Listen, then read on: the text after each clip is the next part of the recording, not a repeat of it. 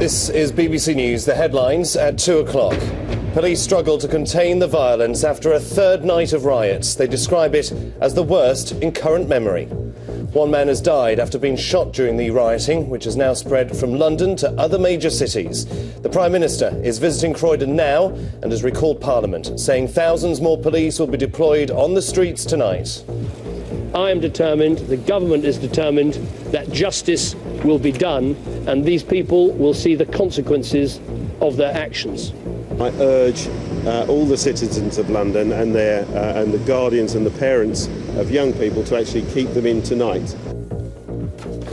Hundreds have been arrested with services stretched. Police in London say custody cells are now full. And the violence spreads to Birmingham, Bristol, Nottingham and Liverpool.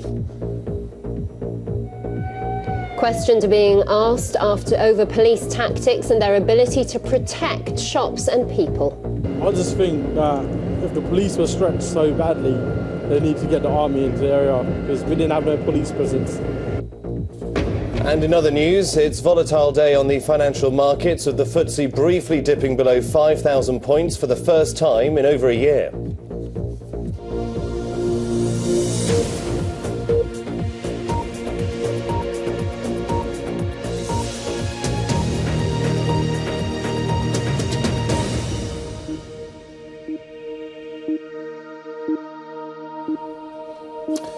Good afternoon, and we begin with breaking news. And in the latest development regarding the riots in London and throughout cities in the country, the Prime Minister has visited one of the worst hit areas overnight in Croydon in South London, where huge fires burned, in particular a huge furniture store which was 150 years old and burnt to the ground in 45 minutes because of arson and looting in the area. Earlier, the Prime Minister condemned the third night of violence on the streets of London. A 26-year-old man who was shot during the riots in Croydon died in hospital this morning. Well, David Cameron cut short his holiday and returned to the UK to chair an emergency meeting this morning. He said Parliament would be recalled on Thursday and thousands more police officers deployed on the streets of the capital tonight. The Metropolitan Police have described the riots as the worst in current memory. They first fled after a peaceful protest in Tottenham on Saturday over the fatal shooting of a man by police in London last week, but have since spread to other major cities in England too.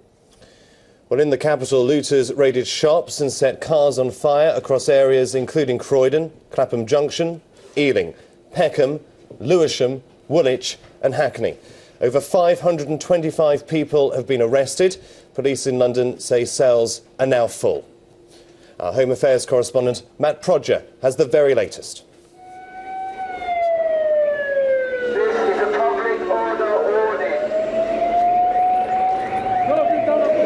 Stand and watch! Why do you save them? For a few hours last night, anarchy came to the streets of London.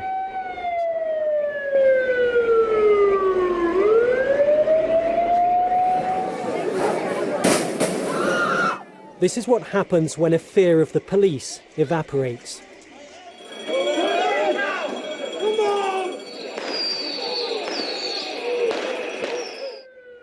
The worst of the fires were in Croydon. A photographer caught the moment a woman leapt for her life from a burning building.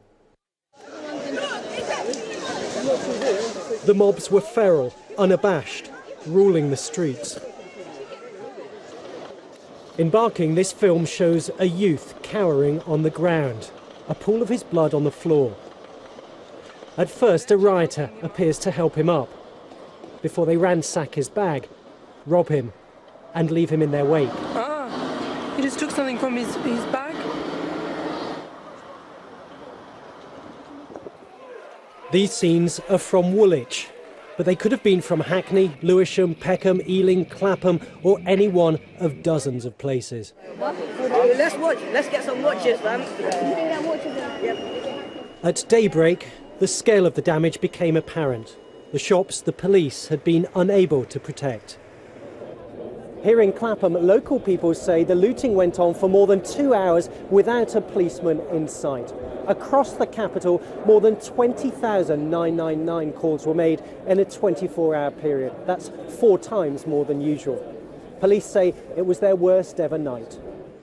And there were calls this morning for local communities to help the police deal with the looters.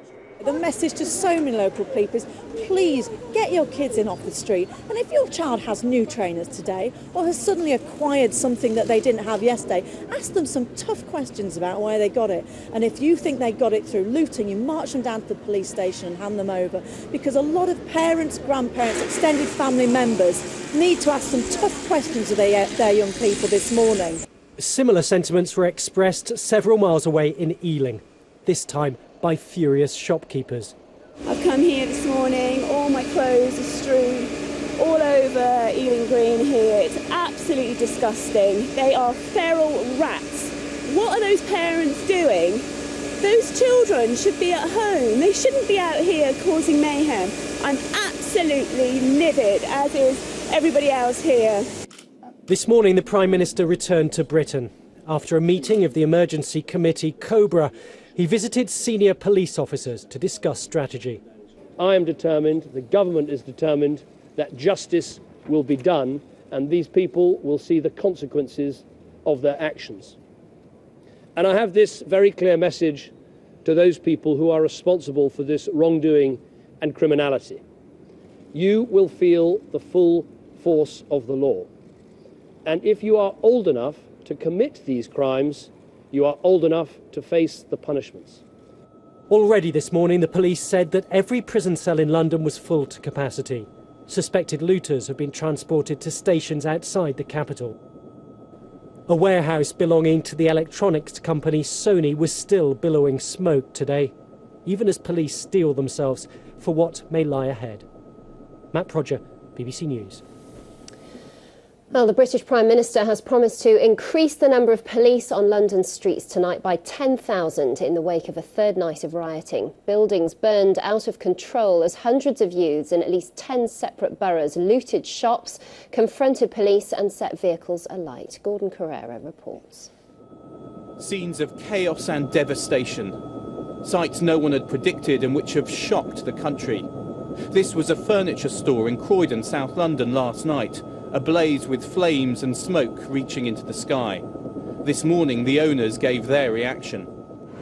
Why would this happen to us? Because 150 years of service is just gone in a flash. If it is the community doing it, we don't understand. It's not comprehensive. There must be something completely wrong in the system of the country that allows this to happen. Yesterday there was trouble in the afternoon in Hackney. In broad daylight there were running battles between youths and police. This wave of violence began following the death of this man, Mark Duggan, on Thursday in Tottenham. He was shot by police in circumstances still unclear. Protests began locally at his killing with a march to the police station, but tension boiled over into violence, which has spread across London and now to other cities. These have been the worst scenes of violence and disturbance on our streets for many, many years. And this sort of violence, this level of criminality, this thuggery, this looting, this theft is completely unacceptable. We can deal with it. We can deal with it with robust policing, with good use of intelligence, but also with the help and support of local communities. There now appears little unifying the violence, other than a desire to cause damage and to steal. It's led to football games being called off, including the England friendly tomorrow at Wembley, and it's less than a year until London is due to host the Olympics. This unverified footage put up on YouTube appears to show an injured young man being initially helped by others, before they decide to steal what they can from his rucksack. The police are at full stretch. All cells in London are now full. 3 people have been arrested on suspicion of the attempted murder of a police officer. Police have blamed social media for helping to spread the trouble and asked parents to take responsibility for their children. In Clapham Junction last night, police used armoured vehicles, and they say they'll now consider using this tactic elsewhere. There have even been calls for the use of water cannons, the introduction of curfews, or bringing in the army. This is an emergency meeting of the Cabinet Crisis Committee, Cobra, chaired by the Prime Minister, who'd returned early from his holiday. Parliament is being recalled for a day on Thursday, and the Prime Minister said extra measures would be taken. compared with the 6,000 police on the streets last night in London, there will be some 16,000 officers tonight. All leave within the Metropolitan Police has been cancelled. There will be aid coming from police forces up and down the country, and we will do everything necessary to strengthen and assist those police forces that are meeting this disorder. This morning, many communities are cleaning up. They're hoping that tonight will not bring more trouble and hoping that police and the government can find a way of preventing that happening. Gordon Carrera, BBC News.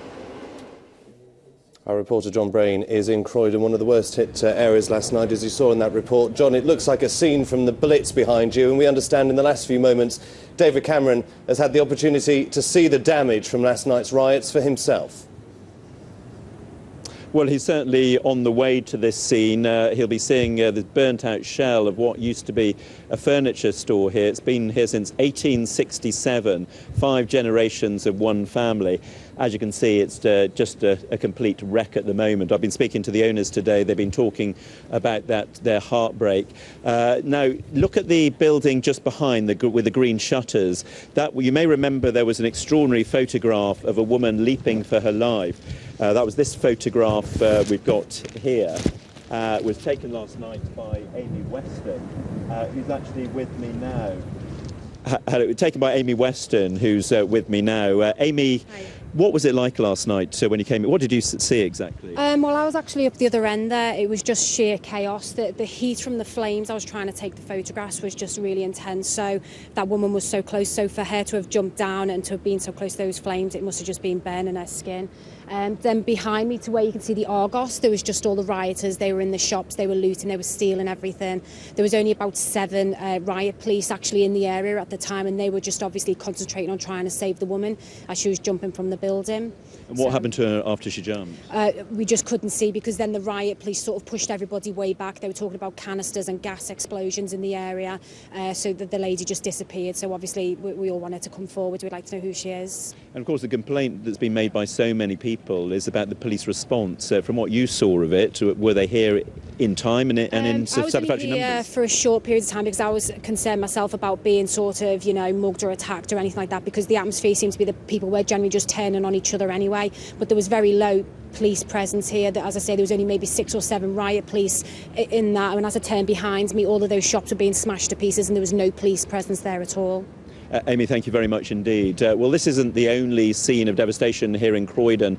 Just around the corner is a whole row of shops which have been ransacked by rioters. It really is quite a pitiful sight.